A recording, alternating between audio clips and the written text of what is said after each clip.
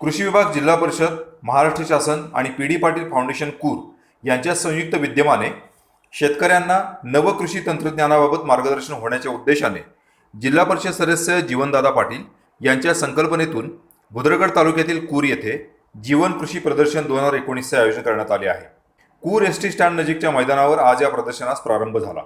आमदार नितेश राणे, ताराराणी आघाडी कोल्हापूरचे उपाध्यक्ष सुहास लटोरे, जीवनदादा पाटील, स्वाभिमानी शेतकरी संघटनेचे जिल्हाध्यक्ष जालंधर पाटील, माजी महापौर सुनील कदम आदी मान्यवरांच्या हस्ते दीपप्रज्वलन करून कृषी प्रदर्शनाचे उद्घाटन करण्यात आले। प्रवीण आरडे यांनी प्रास्ताविक केले। कूरचे सरपंच अनिल हळदकर यांनी मान्यवरांचे स्वागत केले। यानंतर आमदार नितेश राणे, कार्यक्रमाचे अध्यक्ष सुहास लटोरे यांचेसह मान्यवरांचा सत्कार जीवनदादा पाटील यांनी केला। यानंतर उत्कृष्ट शेतकरी, आदर्श शिक्षक आणि चिमुकल्या खेळाडूंचा सत्कारही करण्यात आला। जीवनदादा पाटील यांचे भाषण झाले। जीवन कृषी प्रदर्शन भरवण्याचं कारण म्हणजे गेल्या 10 वर्षापासून मी पाहतोय की आपल्या राधानगरी बुधवार मतदारसंघामध्ये आजपर्यंत कुणीही कृषी प्रदर्शन भरवलं नाही। भरवलं ते प्रस्थापित आमदार झाल्यानंतर भरवलं गेलं, परंतु आजपर्यंत ज्याच्याकडे सत्ता नाही त्या असा जिल्हा सदस्य की पहिल्यांदा त्या जिल्ह्यामध्ये जिल्हा सदस्य म्हणून असताना जे कृषी प्रदर्शन भरवलं ते बद्दल माझ्या शेतकरी बांधवांना, या बुधरगड आघाडीच्या या माता भगिनींना कृषी प्रदर्शन होतात ती सगळी शेतीमध्ये शेतीमध्ये होतात। उद्या खेडोपाड्यातील लोकांना त्याचा लाभ होत नाही। कृषी प्रदर्शनाचे खास वैशिष्ट्य म्हणजे 110 स्टॉल प्रथमच या कृषी प्रदर्शनामध्ये आलेले आहेत। त्यामध्ये आपल्या शेतकऱ्यांना की प्रोत्साहनात्मक एक म्हणजे नवीन तंत्रज्ञान विकसित करण्याचं काम मी या माझ्या कृषी प्रदर्शनाच्या माध्यमातून केलेलं आहे। जास्तीत जास्त उत्पन्न काढून माझा शेतकरी कसा मोठा होईल याकडे माझं लक्ष आलं आहे। तसेच या कृषी प्रदर्शनाचं वैशिष्ट्य म्हणजे आज 1 टनाचा बैल मी आणलेला आहे।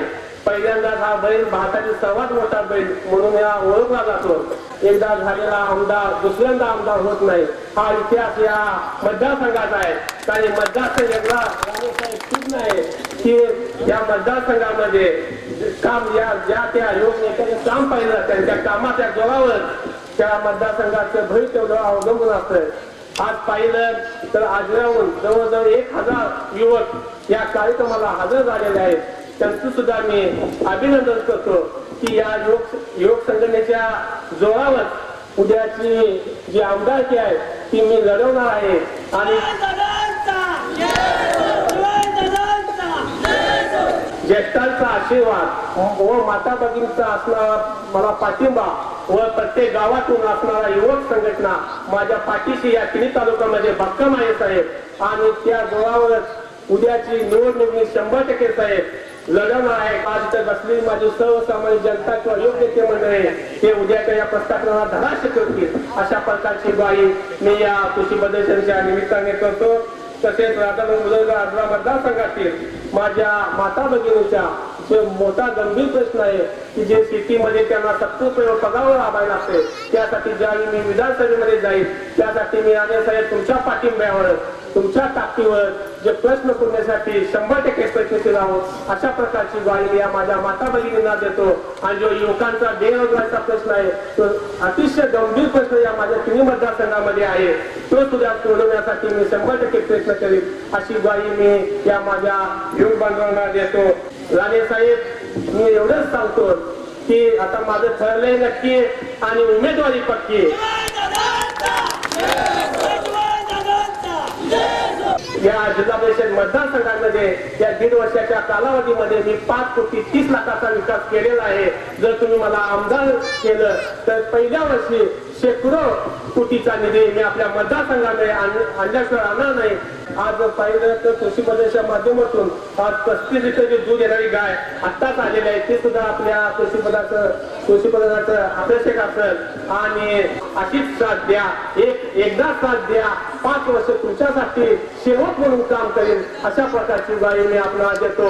आणि एवढ्या मोठ्या संख्येनं आपण इथं जमलात त्याबद्दल आपलं आभार मानून माझं 2 शब्द संपवतो। जय हिंद, जय भारत। आमदार नितेश राणे यांनी नेहमीच्या आक्रमक शैलीत भाषण केले।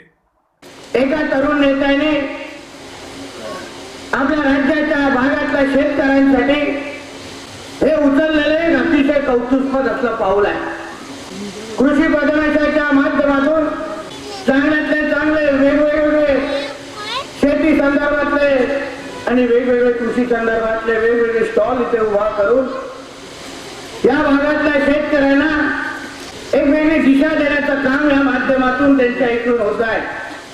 छत्रपती शिवाजी महाराजांच्या आशीर्वादाने आम्हाला हे सरकार स्थापन करून द्या. महाराजांच्या नावाचा वापर करून हे लोक सत्तेमध्ये आले आणि आज 5 वर्ष झाल्यानंतर जेव्हा आमचा शेतकरी बांधव मागे बघतो तेव्हा नेमकं आम्हाला यांच्याकडून काय मिळालं हा सर्वात मोठा प्रश्न आहे त्यांच्यासमोर. मला तरुणांना विचारायचं आहे या राज्य सरकारच्या माध्यमातून ठीक आहे अण्णासाहेब पाटील महामंडळ जे स्थापन केलं जे जाहीर केलं अहो किती आमच्या ह्या तरुणांना जरा लाभ भेटला जरा तरुणांनी मला सांगावं. हे सेना बीजेपीच्या लोकांची भांडणं यांचे हक्कांचे तंटे एक दुसऱ्याचे कपडे फाडणं हेच आम्हाला 5 वर्ष दिसत राहिलं. अशा निर्लज्जासारखे एक दुसऱ्याबरोबर बसून महाराष्ट्राच्या जनतेला सांगतात की आम्ही शेतकऱ्यांच्या हितासाठी आम्ही त्या राम मंदिरच्या बांधण्यासाठी आम्ही महाराष्ट्रातल्या विविध महत्वाच्या प्रश्नांसाठी आम्ही खरं म्हटलं तर ही युती करतोय. माझा मतदारसंघ या मतदारसंघाला लागून आहे. बाजूचा मतदारसंघ कणकवली वैभववाडी देवगडचा आमदार म्हणून आपल्या समोर आहे. गेल्या काही दिवसा अगोदर आपल्या ह्या राधानगरीचे 250 लोक आपल्या ह्या मतदारसंघातून आमच्या कोंडा भागामध्ये राहायला आहे. मला भेटायला आले. मला सांगितलं की साहेब आम्ही त्या मतदारसंघातून आपल्या इथे राहायला येतो आपण आम्हाला मदत करा. मी त्यांना आज घरा बांधणीपासून पाणी वीज आणि सगळ्या सवलती मुलांच्या शाळा मी त्या 250 घरांना मी आज तयार करून देतोय. असे संबंध माझ्या ह्या राधानगरीमध्ये फक्त हे संबंध येणाऱ्या विधानसभेमध्ये पण आपल्याला अजून घट्ट करायचं आहे. म्हणून हा बिनकामाचा आमदार तुम्हाला इथे परत निवडून द्यायचा आहे का हा प्रश्न खरं म्हणलं तुम्ही एक दुसऱ्याला विचारला. काय गुन्हे लावले 5 वर्ष अहो ज्या पक्षाचा तो आमदार आहे त्या पक्षाची महाराष्ट्रामध्ये विश्वासार्हता तरी राहिली आहे का. 2019ला 2014 सारखी चूक आम्ही परत करणार नाही असं निर्धार तुम्ही खरं म्हटलं तर सगळ्या जणांनी ठरवलं. मग हक्काचा लोकप्रतिनिधी मग खासदार असेल किंवा आमदार असेल तुम्ही लोकांनी खरं म्हटलं तर निवडून दिलं. 100% चांगलं काम एक आदर्श खासदार कसा असतो तो मुन्ना मार्काने या 5 वर्षामध्ये दाखवून दिलेला आहे. त्याबद्दल माझं काय करू. महाराष्ट्र स्वाभिमान पक्षाचा पूर्ण पाठिंबा मुन्ना मार्कांना आहे. त्याच्यामध्ये काय दोन विचार फक्त इकडे लोकप्रतिनिधी आमदार कोण द्यायचा तो डिपार्टमेंट खरं म्हणलं तर माझा नाही घेऊन द्यायचा. पण तुमचे भावना तुमचे सगळे शब्द मी माझ्या नेतृत्वावर राणे साहेबांकडे निश्चित पद्धतीने पोहोचवण्याचं काम मी त्यांचा एक कार्यकर्ता म्हणून निश्चित पद्धतीने करेन. हे आमदार जसं मी कणकवलीला आहे तसा राधानगरीचा पुढचा आमदार हा महाराष्ट्र स्वाभिमान पक्षाचाच झाला पाहिजे असं माझा मला निश्चित हा तुमचा वादा आणि शब्द घेऊन मी राणे साहेबांकडे जाईल आणि सांगेन ते जीवन दादाच्या कार्यकर्त्यांनी त्यांना वादा केलेला आहे. आता वादा पूर्ण करायचा का नाही हे राणे साहेब ठरवतील आणि जो आदेश तिथून येईल त्या आदेशाचं पालन 100% करू. आणि एकदा साहेबांचा आदेश आला तर तुम्हाला जो उमेदवार असेल त्याला निवडून देण्याचं काम हे आम्ही सगळेजण करू एवढा विश्वास तुम्हाला जनतेचा साक्षीने मी देतो. आपल्याला हे कारण देणारे एक दुसऱ्यावर एक दुसऱ्याची लाचारी करणारे खोटं बोलणारे अहो त्या शिवसेना पक्षाचा 1% पण विश्वास राहिला नाही त्याचा आमदार तुम्हाला काय न्याय देणार याबद्दल आपण सर्वजणांनी विचार करा. आपला त्या इकडचा आमदाराचा आदर्श उद्धव ठाकरे आहे आणि तुमचा आदर्श नारायण राणे आहे हे लक्षात ठेवून तुम्ही काम करा एवढंच या निमित्ताने सांगतो. या उद्घाटन सोहळ्यास जिप सदस्य पांडुरंग बांदिगरे, जिप सदस्य शिवाजीराव चौगुले, माजी नगरसेवक प्रदीप उल्पे, अशोक पाटील, स्वाभिमान पक्षाचे जिल्हाध्यक्ष सचिन तोडकर, चंद्रशेखर तेली, वसंतराव पाटील, माजी जिप सदस्य पी.डी. पाटील यांच्यासह मान्यवर, परिसरातील शेतकरी, आबालवृद्ध उपस्थित होते. कॅमेरामॅन रोहित सूर्यवंशीसह संदीप दळवी, लाईव्ह मराठी, गारगोटी. आजच आमचे लाईव्ह मराठीचे यूट्यूब चॅनेल सबस्क्राईब करा आणि नोटिफिकेशनसाठी बेल आयकॉनवर क्लिक करा.